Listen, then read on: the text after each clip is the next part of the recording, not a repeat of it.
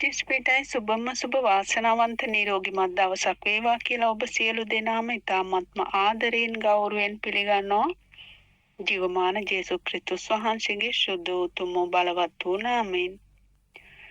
ඉතින් මම අද කියන්නට යන්නේ අපිට දෙවියන් වහන්සේගේ වචනය ඇහෙනවද කියලා අපි බලමු. අපිට දෙවියන් වහන්සේ කතා කරනවද, අපිට දෙවියන් වහන්සේගේ වචනය ඇහෙනවද කියලා අපි මේ වචනවලට හොඳින් ඇහුම්කන් දීලා බලමු.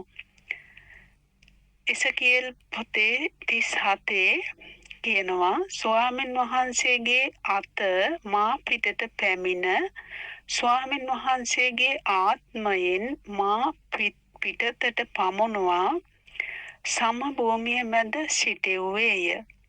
සමභූමියක් කියන්නේ කන්දක් පල්ලමක් නැති භූමියක්. ඒක ඇටවලින් පිරී තිබුණේය.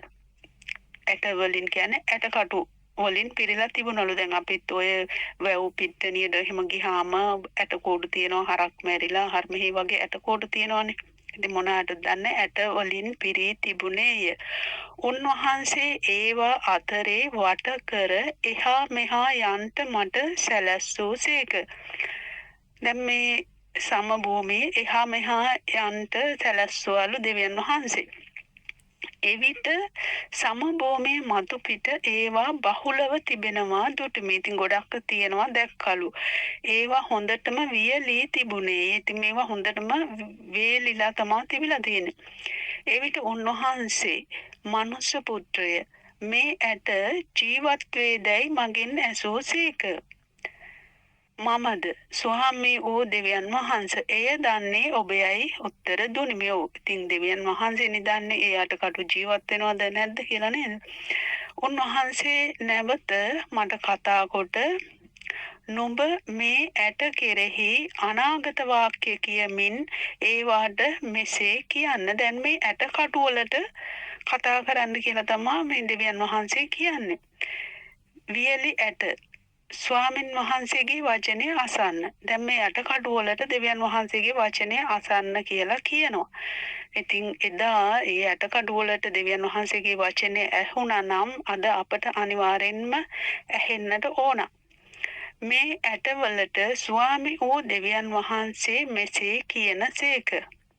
මෙන්න නුඹලා ජීවත් වෙන ලෙස මම නුඹලා තුලට ආත්මය පමුණවන්නෙමි.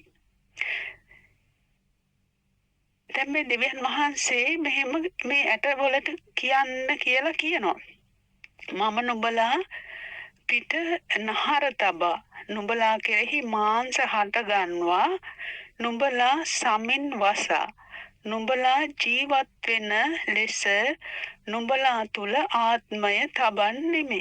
ඉතින් දෙවියන් වහන්සේගේ වචනය බලවත්. දැන් බලන්න මේ දැන් මේ ඇට කඩු වලට මෙහෙම කියන්න කියලා කියනවා. එතකොට මේ දෙවියන් වහන්සේ කියනවා වගේ තමයි දැන් මේ එසකියල් කියන්නේ. නුඹලා මා ස්වාමීන් වහන්සේ බව දැනගන්නවා ඇත කියා කියන්නේ කීය. ඉතින් දැන් කියනවා දෙවියන් වහන්සේ කියනවා මම නුඹලා පිට නහර තබා නුඹලා කෙරෙහි මාංශ හට ගන්නවා. නුඹලා සමින් වසා නුඹලා ජීවත් වෙන ලෙස නුඹලා තුල ආත්මය තබන්නෙමි. නුඹලා මා ස්වාමින් වහන්සේ බව දැනගන්නවා ඇත කියා කියන්නේ කීය. එවිට මට අනකල ලෙස මම අනාගත වාක්‍ය කියමි. දැන් මේ දෙවියන් වහන්සේ කියපු විදිහටම එයා කියනවා මා අනාගත වාක්‍ය කියද්දී ශබ්දයක්ද භූමි කම්පාවක්ද විය. එක එක ඇටය ස්වකීය ඇටවලට ලං විය. දැන් මේ සද්දෙකුත් ඇහිලා තිබෙනවා, භූමි කම්පාවකුත් ඇති වෙලා තියෙනවා. දැන් මේ ඇට කටු එහෙ මෙහෙ හැමතැනම තියෙන්න ඇත්තේ. කකුල් වෙනම ඔළුව වෙනම ඒ වගේ. එතකොට දැන් මේවා එකට එකතු වුණා කියලා වචනේ කියනවා. මම බැලූ විට නහර ඒවා පිට තිබෙනවා දුටුමි. මාංශේ හට ගැනී ඒ උඩ සමින් වැසුනේය. නමුත් ඒවා තුල ආත්මයක් නොවිය. දැන් මේ ඇටකටු එකතු වෙලා මේ ශරීරය හැදිලා තියෙන දැන් ආත්මයක් තිබුණේ නැහැලු. එවිට උන්වහන්සේ මට කතා කොට නුඹ සුළඟට අනාගත වාක්‍ය කියන්න. දැන් දෙවියන් වහන්සේ කියනවා මේ සුළඟට කතා කරන්න කියලා. දැන් අපි ගාව කවුරුත්ම නැත්නම් දැන් අපි මිනිස්සෙකුට කියනවානේ අපි ප්‍රශ්නයක් තිබුණත් හරි මොනවා හරි දෙයක් හරි අපි මිනිස්සෙකුට කියනවා. ඉතින් බලන්න දැන් මෙතන දෙවියන් වහන්සේ කියනවා සුළඟට අනාගත වාක්‍ය කියන්න කියලා. මනුෂ්‍ය පුත්‍රය නුඹ අනාගත වාක්‍ය කියමින් සුළඟට කතා කොට ස්වාමි වූ දෙවියන් වහන්සේ මෙසේ කියනසේක. එම්බා ආත්මය නුඹ සතර දිග සුළං වලින් ඇවිත් මරුන් කෑවා වූ මොහොන් ජීවත් වෙන ලෙස මොහොන් තුලට හුස්ම හෙලන්න කියා කියන්නේයි මට කීය. මමද උන්වහන්සේ මට අනකල ලෙස අනාගත වාක්‍ය කීමේ. ආත්මයද ඔහුන් තුලට පැමිණ ඔහු ජීවත් වී නැගිට ඊතා මහත් සේනාවක්ව සිටගත්ෝය. දැන් බලන්න මේ විසිරීලා තිබුණු ඇටකටු දෙවියන් වහන්සේ කිව්වා ඒ ඇටකටු වලට කතා කරන්න කියලා. දෙවියන් වහන්සේ කිව්වා සුළඟට කතා කරන්න කියලා. ඉතින් ඒ ඇටකටු වලට කතා කරාට පස්සේ ඒ විදිහටම ඒ නහර හැදිලා මාංශ හැදිලා ඒ ශරීර හැදුනා. ඊට පස්සේ ආත්මය තිබුණ නැති හින්දා සුළඟට කතා කරාට පස්සේ ඔහුන් ජීවත්ව නැගිටලා හිටගත්තා කියලා කියනවා. ඉතින් බලන්න දෙවියන් වහන්සේගේ වචනය කොච්චර බලවත්ද කියලා. ඉතින් අපිත් මට ගොඩාක් වෙලා ඉතින් වීඩියෝ එක කියන්න වෙලාවක් නැහැ.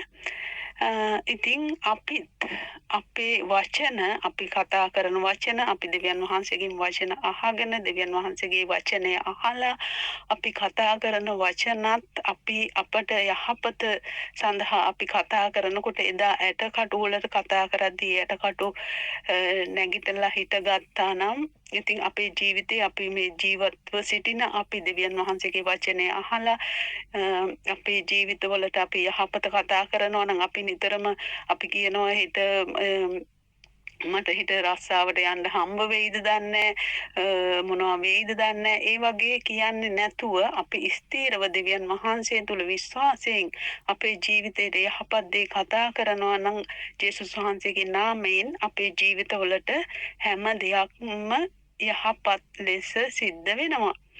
ඉතින් ඔබ දෙවියන් වහන්සේගේ වචනය අහලා ඒ වචනය දැනගෙන වචනය අවබෝධ කරගෙන ඔබේ ජීවිතයත් යහපත් කර ගැනීමට වාසනාව ලැබේවා කියලා ප්‍රාර්ථනා කරනවා. ජීවමාන ජේසුස් ක්‍රිස්තුස් වහන්සේගේ සුදු උතුම් බලවත් වූ නාමයෙන් ජේසුස් පිටයි හැමෝටම සුබ දවසක්